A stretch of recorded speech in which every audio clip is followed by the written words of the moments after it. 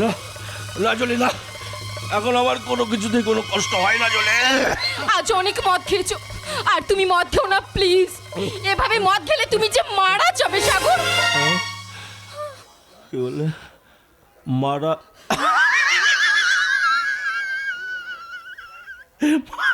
মারা যাও? হ্যাঁ, কে বলে? কে বলে আমি বেঁচে আছি? আমি তো একটা জীবন্ত লাশ জলে, একটা জীবন্ত লাশ। এভাবে কথার জালে জড়িয়ে তুমি নিজেকে বাঁচাতে পারবে না সাগর। ওই বিষ তোমাকে তিলে তিলে মৃত্যুর পথে নিয়ে যাবে। এভাবে নিজেকে আর ঠকিও না জুলি। জুলি, 1100 উপায়ে মানুষ নিজেকে আর অন্যকে ঠকায়। আমরা প্রতিদিন নিজেদেরকে একটু একটু করে ঠকিয়ে চলেছি, জাল বুনে চলেছি মাকড়সার মতো, যতক্ষণ না সেই জালে আমরা নিজেরাই জড়াচ্ছি। এই যে তুমি প্রতিদিন এত সুন্দর করে সেজে গুজে এসে আমাকে মদ পরিবেশন করছো, আদর যত্ন নিয়ে আমার খেয়াল রাখছো, কেন বলো কেন? আমি তোমাকে না কিছু না। কেন কিছু না? এই জুলি, বলো বলো। আসলে মন চায় তোমাকে অনেক কিছু বলতে সাগর, কিন্তু এই মস্তিষ্ক যে সঙ্গ দিচ্ছে না। ওই যজ্ঞেশ্বর বাবু তোমার সাথে আমাকে আলাপ করানোর পর, তোমার সেবা যত্ন করার পর, জানো একটু একটু করে কখন যে নিজেকে তোমার কাছে সঁপে দিয়েছে। প্লিজ জুলি, প্লিজ, এইভাবে তুমি আমাকে দুর্বল করে দিও না। সম্পর্ক করতে আমার ভালো লাগে না, বিশ্বাস করো, একদম ভালো লাগে না, একদম। কেন কেন সাগর, কেন? কি নেই আমার মধ্যে? কিসের অভাব?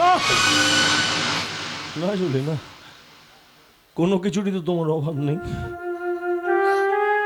নারীর রূপ সুধা নিয়েই তো তুমি এই পৃথিবীতে জন্মেছো।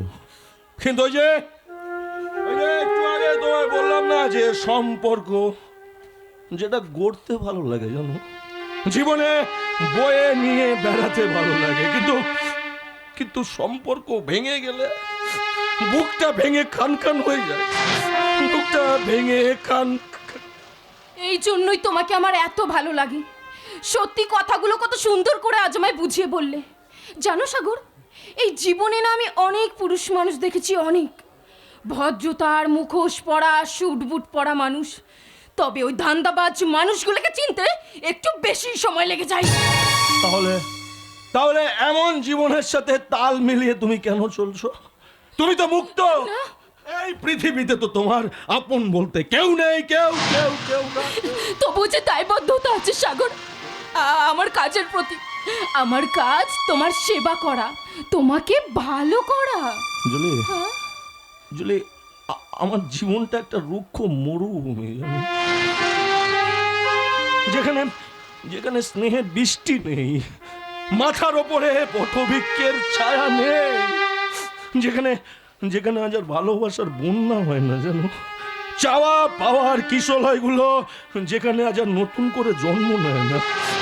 এক বুক মরিচিকা নিয়ে অন্তহীন আলেয়ার পিছনে আমি শুধু ছুটে বেড়াচ্ছি, শুধুমাত্র অন্তহীন আলে। সাগর, আমি কি তোমার কোনো ক্ষতির উপশম হতে পারিনি? তোমার এই কষ্ট যন্ত্রণা কি একটুখানিও কমাতে পারিনি বলো?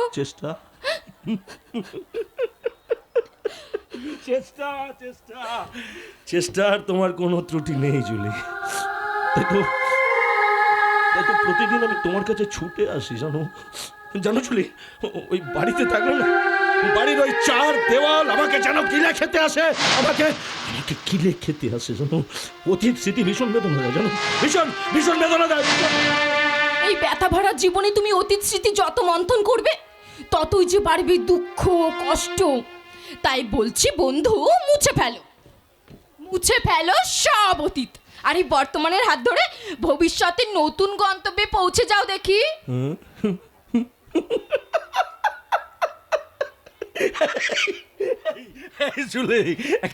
একটা প্রচলিত শব্দ আছে, তুমি জানো, সুখ স্বপনে, শান্তি শ্মশানে।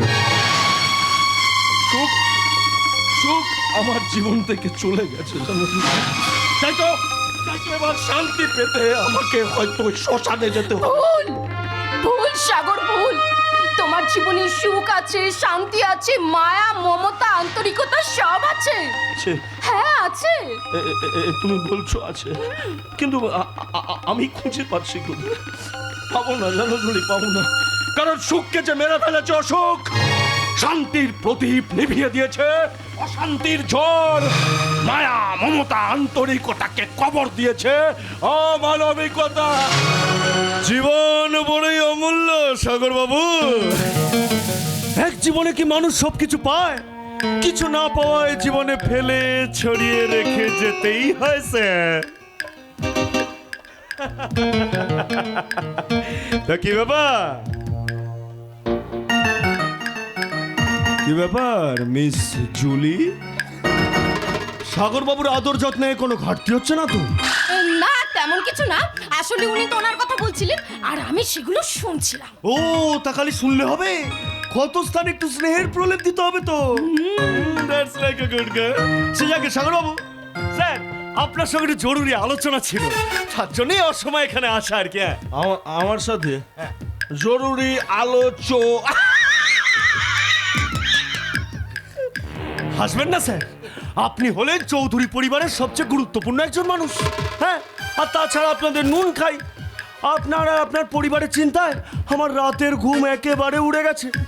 না না না না না, আপনি একটা ভালো গতি না করতে পারলে আমি যে মরেও শান্তি পাবো না স্যার, বিশ্বাস করুন। বিশ্বাস? বিশ্বাস এখন শেষ নিঃশ্বাস ত্যাগ করেছে। বিশ্বাস এখন বিষাক্ত বাতাস হয়ে মানুষের নিঃশ্বাসে ঢুকে তাদের কণ্ঠরোধ করছে। এই না না না, তবু বলুন বিশ্বাস বাবু। সরি সরি সরি, ম্যানেজার বাবু বলুন। হ্যাঁ বলি তাহলে। হ্যাঁ, নিঃসংকোচে বলুন।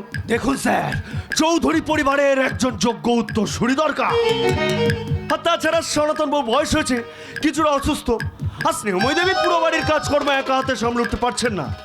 আর আপনার মা মানে সাবিত্রী দেবী, উনিও চেষ্টা করছেন, কিন্তু এত বড় কোম্পানি প্রচুর দৌড়ঝাঁপ, বুঝতেই তো পারছেন। হ্যাঁ বুঝে গেছি, সবটা বুঝলাম কোথায়, তবে যেটুকু বোঝাবার জন্য আপনি এতক্ষণ ধরে এক্সপ্লেনেশন মানে গোদা বাংলায় যা বিবরণ দিলেন মাইরে। কোনটা বলুন তো স্যার? উত্তরসূরি।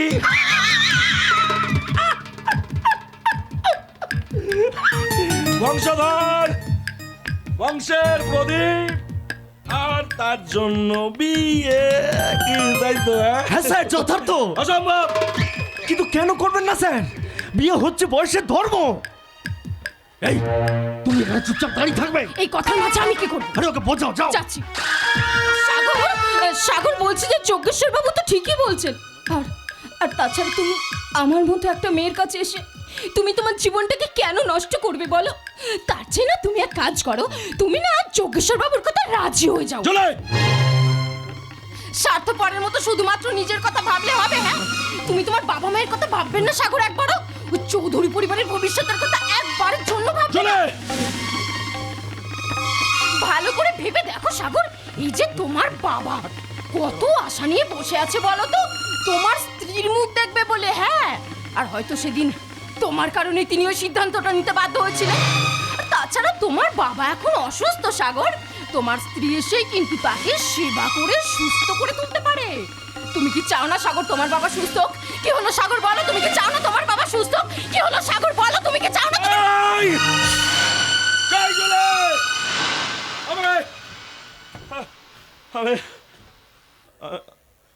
আমি সত্যি চাই জুলি, চাই চাই, কিন্তু কিন্তু জুলি তুমি।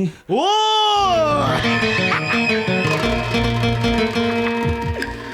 জুলি, তাই বাবা?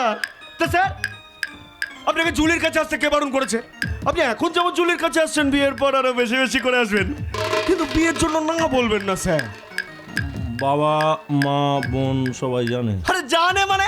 আরে আপনার বিয়ের আনন্দে একেবারে না না 8 না, একেবারে 16 আনা হয়ে গেছে আর কি। হ্যাঁ মেয়েটিকে না মানে কার সাথে হঠাৎ আপনারা আমার বিয়ে ঠিক করে ফেলেন? খুব গরিব ঘরের মেয়ে স্যার। হ্যাঁ, বাবা বেকার, মেয়েটাকে না ঠিকঠাক খেতে দিতে পারে না, কিন্তু মেয়েটা লেখাপড়া জানে, দেখতে খুব সুন্দরী।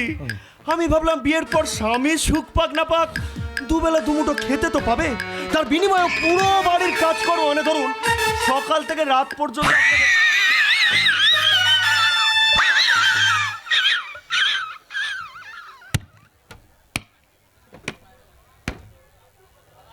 আরে আরে আমার বাংলার অসহায় নারীর দল, তোমরা চোখে স্বপ্ন দেখো, এক বুক আশা নিয়ে এক চিলতে সিঁদুর পরে তোমরা শ্বশুর বাড়িতে বউ রানী হয়ে আসবে, কিন্তু কিন্তু শ্বশুর বাড়িতে আসার পরে বউ রানীর পরিবর্তে তোমরা সবাই হয়ে যাও চাকরানী। সাগর, রাজে রাজে রাজে রাজে ম্যানেজার বাবু, রাজি, বাট ওয়ান কন্ডিশন, আমি কিন্তু মেয়েটাকে ঠকাতে পারবো না, তাই বিয়ের পর এক বাড়িতে থাকলেও এক ঘরে কিন্তু আমরা থাকবো না, আর ওর খাওয়া পড়ার জন্য কোনো অসুবিধা না হয় সেটা নয় আপনিই দেখে নেবেন ম্যানেজার বাবু ওকে। যোগেশ্বর বাবু, কাজটা কি ঠিক করছেন? এইভাবে একটা মেয়ের কপাল পোড়াচ্ছেন? এই তুমি বেশি কথা বলো না তো। আরে কেন করছি বুঝতে পারছো না? তোমার আর আমার কথা ভেবে বাবা কিছুই তো বোঝো না দেখছি।